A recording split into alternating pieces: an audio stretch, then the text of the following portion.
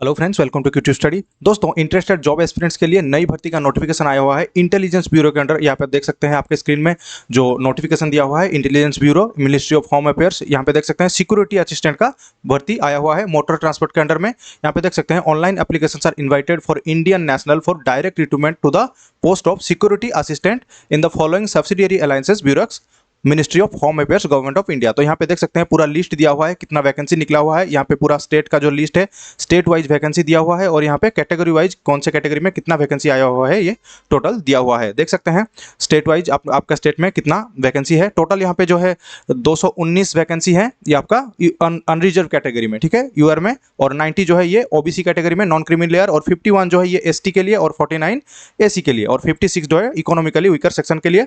तो total vacancy जो है 455 वैकेंसी आया हुआ है।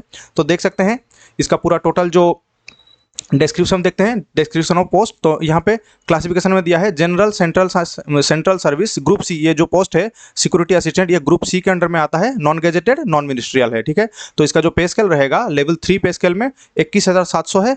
21,700 से लेके 59,100 तक का या इसका जो पे स्केल रहेगा। और ये इसके साथ क्या रहेगा, स्पेशल सिक्योरिटी अलाउंसेस 20%। मतलब कि ये जो बेसिक आप जब एंट्री करेंगे जॉब में एंट्री लेवल पे आपको मिलेगा 21,700 बेसिक के हिसाब से आपका सैलरी रहेगा। उसके साथ जुड़ जाएगा स्पेशल सिक्योरिटी अलाउंसेस 20%। मतलब कि आपका बेसिक 21,700 में और 20% बेसिक, ये बेसिक पे में जुड़ जाएगा आपका सिक्योरिटी अलाउंसेस। उसके साथ मिलेगा आपको cost cash compensation in lieu of duty perform on the holidays subject to the ceiling of 30 days. मतलब कि जो हॉलीडे में आप जो ड्यूटी करेंगे उसके लिए आपको अलग से जो है ये अलाउंसेस मिलेगा। नेक्स्ट है एजुकेशनल क्वालिफिकेशन में देख सकते हैं एसेंशियल क्वालिफिकेशन में दिया हुआ है। यहाँ पे क्वालिफिकेशन मांगा है matriculation from a recognised board of education. तो कोई भी स्टेट या सेंट्रल जो ये बोर्ड है उससे मैट्रिकुलेशन का सर्टिफिकेट आपके पास होना चाहिए। उसके साथ दिया है possession of valid driving licence for motor cars. तो मोटर कार्स चलाने का जो वैलिड ड्राइविंग लाइसेंस आपके पास होना चाहिए, गवर्नमेंट ऑफ इंडिया से इशू किया हुआ या फिर स्टेट गवर्नमेंट ने इशू किया हुआ ड्राइविंग लाइसेंस जो है आपके पास होना चाहिए। नेक्स्ट है knowledge for motor mechanism, the candidate should be able to remove minor defects in the vehicle. तो मतलब कि मोटर मैकेनिज्म का नॉलेज आपके पास होना चाहिए। अगर मतलब आपका जो मोटर कार है उसमें छोटा मोटा जो डिफेक्ट आएंगे उसको आपको ठीक करना आना चाहिए, ठीक है। नेक्स्ट है experience of driving a motor car for at least 1 year after obtaining the valid driving licence. मतलब कि आपको जब से आपका ड्राइविंग लाइसेंस इशू हुआ है उसके बाद से 1 साल का आपको मोटर कार चलाने का एक्सपीरियंस भी होना चाहिए। नेक्स्ट है possession of domicile certificate of that state against which candidates has applied. तो जो भी स्टेट का दिया हुआ है वैकेंसीज उसमें से जो भी स्टेट में आप अप्लाई करना चाहते हैं उस स्टेट में आपका डोमिसाइल सर्टिफिकेट या फिर जो रेसिडेंट सर्टिफिकेट होना चाहिए, ठीक है। नेक्स्ट है डिजायरेबल क्वालिफिकेशन में दिया है position of valid driving licence for motorcycle issued by competent authority. मतलब कि ये एसेंशियल क्वालिफिकेशन नहीं है, ये डिजायरेबल क्वालिफिकेशन। मतलब ये अगर होता है तो आपके पास एक प्लस पॉइंट है। तो आपको मोटरसाइकिल जो है चलाना आना चाहिए और उसका ड्राइविंग लाइसेंस भी आपके पास होना चाहिए। नेक्स्ट है एज लिमिट दिया है 18 से 27 साल का एज लिमिट दिया है एज ऑन 28/9/2025। मतलब कि सितंबर 28 तारीख तक आपको 18 से 27 साल के अंदर में आपका एज होना चाहिए। और अपर age limit is relaxable for 5 years for SC ST। मतलब ST SC कैटेगरी से अगर आप लोग हैं तो फिर आपको 5 साल का जो है एज रिलैक्सेशन मिलेगा। और अगर OBC कैटेगरी से हैं, OBC नॉन क्रीमी, तो फिर आपको 3 साल का जो एज रिलैक्सेशन मिलेगा यहाँ पे। नेक्स्ट है upper age limit is relaxable for departmental candidates up to 40 years. तो डिपार्टमेंटल कैंडिडेट जो होते हैं, डिपार्टमेंटल जो ऑलरेडी सेंट्रल गवर्नमेंट के अंडर में जो जॉब कर रहे हैं उनको 40 ईयर्स तक का जो है एज रिलैक्सेशन मिला हुआ है यहाँ पे, ठीक है। नेक्स्ट आप यहाँ पे नीचे देख सकते हैं the post security assistant is not identified suitable for any category persons with benchmark disability. मतलब कि बेंचमार्क डिजेबिलिटी मतलब कि जिनका जो ये डिजेबिलिटी 40% ज़्यादा है, ठीक है, 40% से जिनका डिजेबिलिटी ज़्यादा है वो यहाँ पे अप्लाई नहीं करने चाहिए। दे नीड नॉट अप्लाई, क्योंकि वहाँ का ये जो जॉब है उनके लिए सुइटेबल नहीं है। यहाँ पे साफ मना कर दिया गया है उनको अप्लाई करने के लिए। नेक्स्ट है the number of vacancies is provisional and able to change. ये सब उसी रिलेटेड डेटा है। नेक्स्ट है नेक्स्ट नीचे ये यहाँ पे दिया हुआ है service reliability, the post involves all India transfer reliability, therefore the candidates willing to serve anywhere in India only need to apply. मतलब कि ये जॉब में आप जब घुसेंगे तो यहाँ पे ऑल इंडिया सर्विस रिलायबिलिटी होना चाहिए। मतलब कि आप जो इंडिया के कोई भी जगह पे आपको जो है पोस्टिंग मिल सकता है, उसके लिए आपको तैयार रहना है। नेक्स्ट है स्कीम ऑफ एग्जामिनेशन, तो मतलब कि डिस्क्रिप्टिव, ये जो एग्जाम है आपका 2 टायर में होगा, टायर 1 और टायर 2, ठीक है। टायर 1 में क्या रहेगा, टायर 1 में रहेगा डिस्क्रिप्टिव एग्जाम, मतलब कि ऑनलाइन एग्जाम होगा, ऑब्जेक्टिव टाइप, एमसीक्यूज टाइप, जो कि 5 पार्ट में आपका डिवाइडर रहेंगे क्वेश्चंस। जनरल अवेयरनेस जो है उसमें से 20 मार्क्स का क्वेश्चन आएंगे, और बेसिक ट्रांसपोर्ट और ड्राइविंग रूल्स के बारे में भी क्वेश्चन आएंगे जो कि 20 मार्क्स के होंगे। क्वांटिटेटिव एप्टीट्यूड उसमें से भी 20 मार्क्स के क्वेश्चन आएंगे, और न्यूमेरिकल और एनालिटिकल और लॉजिकल एबिलिटी मतलब कि रीजनिंग जो है उसके 20 मार्क्स आएंगे। उसके साथ इंग्लिश लैंग्वेज से भी 20 मार्क्स का क्वेश्चंस आएंगे, तो टोटल हो जाएगा 100 मार्क्स, जो कि आपको 1 घंटे में इसको देना है।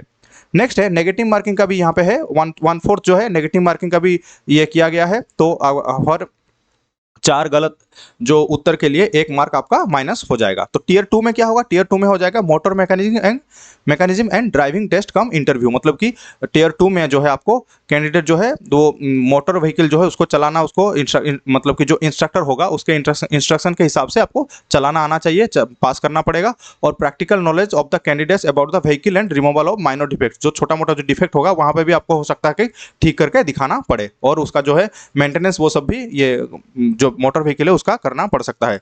तो जो टायर 2 है there will be a minimum cut off marks of 40% for the tier 2, तो टायर 2 जो है यहाँ पे मतलब कि ये समझ लीजिए कि एक ये 40% जो है मिनिमम मार्क होना चाहिए कट ऑफ के लिए। नेक्स्ट है देख सकते हैं सेंटर और city of exam, the candidate has to indicate 5 options और choices as exam centre for online tier 1 exam from the following list, तो यहाँ पे लिस्ट दिया हुआ है एग्जाम सेंटर कहाँ पे होंगे, तो इसमें से जो है आप अपने हिसाब से अपना सुविधा के हिसाब से अपने जो पास होंगे उसके लिए 5 जो हो टोटल 5 आप ये चूज कर सकते हैं, 5 एग्जाम सेंटर चूज कर सकते हैं, उसमें से जो है सुइटेबल जो होगा उस हिसाब से आपको कोई एक सेंटर में एग्जाम आपका हो सकता है टीयर 1 का एग्जाम, ठीक है। नेक्स्ट है the applicant should select the SIV carefully and indicate the same correctly in his application size once noted will not be change in, तो मतलब कि आप जो जिस स्टेट में अप्लाई कर रहे हैं वो आपको ध्यान से ही अप्लाई करना पड़ेगा, क्योंकि बाद में इसको जो है नहीं आप चेंज कर सकते, किसी भी सूरत में आप चेंज नहीं कर सकते हैं, ठीक है। नेक्स्ट है सिलेक्शन ऑफ कैंडिडेट्स दिया हुआ है, ये पूरा जो टोटल ये डिटेल्स है आप इस नोटिफिकेशन से देख सकते हैं डाउनलोड करके नोटिफिकेशन को।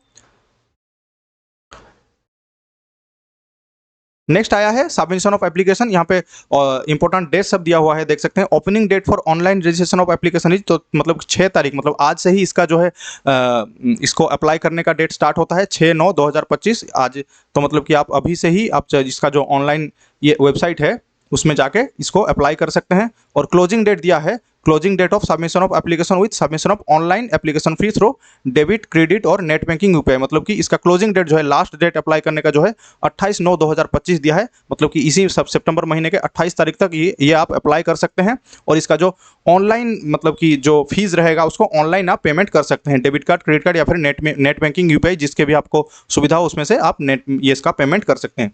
नेक्स्ट दिया है last date of submission of application fee through SBI challan, मतलब कि जो 28 तारीख तक जो अप्लाई किए होंगे और ऑनलाइन जो इसका पेमेंट नहीं किए होंगे इसका एप्लीकेशन फी का, तो वो 30 तारीख तक जो है इसको पेमेंट जो है कर सकते हैं, ठीक है। पेमेंट एप्लीकेशन फी जो है पे कर सकते हैं, लेकिन 28 तारीख के बाद जो भी इसको पे करेंगे एप्लीकेशन फी को, उनको एसबीआई चालान के थ्रू ऑफलाइन मतलब कि इसको पेमेंट करना पड़ेगा, एसबीआई चालान के थ्रू उसको ये पेमेंट जो है एप्लीकेशन फी का करना पड़ेगा। नेक्स्ट है यहाँ पे जनरल इंस्ट्रक्शन सब दिया हुआ है कैसे आपको अप्लाई करना है, फोटो का साइज कैसा रहेगा, कौन सा रेशियो में रहेगा, या फिर कौन कौन से जो सर्टिफिकेट हैं आपको अपलोड करने होंगे, ये सब सारा डिटेल्स दिया हुआ है। इसको आप एकदम पूरा अच्छे से जो है इस नोटिस को अच्छे से पढ़ना है, उसके बाद ही अप्लाई करना है जाना है, ठीक है। नीचे नेक्स्ट दिया हुआ है, आप नीचे देखते हैं यहाँ पे कैटेगरी वाइज दिया है, देखिए एग्जामिनेशन फी जो है ऑल कैंडिडेट सारे कैंडिडेट के लिए यहाँ पे दिया हुआ है, एप्लीकेशन फी मैंडेटरी कर दिया गया है। रिक्रूटमेंट प्रोसेस है ये 550 रुपये सारे कैंडिडेट जो है देने पड़ेंगे, ठीक है। उसके साथ male candidates of unreserved economically weaker section and OBC category के लिए ये है एग्जामिनेशन फी 100 रुपये एक्स्ट्रा देना पड़ेगा। किन लोगों के लिए, male candidate, unreserved economically weaker section और ओबीसी कैंडिडेट के लिए, ठीक है। इन्हीं लोगों के लिए जो है एक्स्ट्रा 100 रुपये जो है देना पड़ेगा। टोटल मतलब कि सारे कैंडिडेट को 550 रुपये देने पड़ेंगे, और इन लोग ये जो इसमें आ जाएंगे उनको 650 रुपये जो है पेमेंट करने पड़ेंगे। तो देख सकते हैं दोस्तों ये जो है इसका क्लोजिंग डेट 28 तारीख को है, तो आज से स्टार्ट हो रहा है, तो लास्ट डेट के लिए बिल्कुल भी वेट नहीं करना है आपको। अगर अप्लाई करना है इसके लिए और आप इसके लिए अगर सुइटेबल हैं तो बिल्कुल जल्दी से जाके अप्लाई कर दे, लास्ट डेट हरी के लिए नहीं रहना है, ठीक है। Thank you.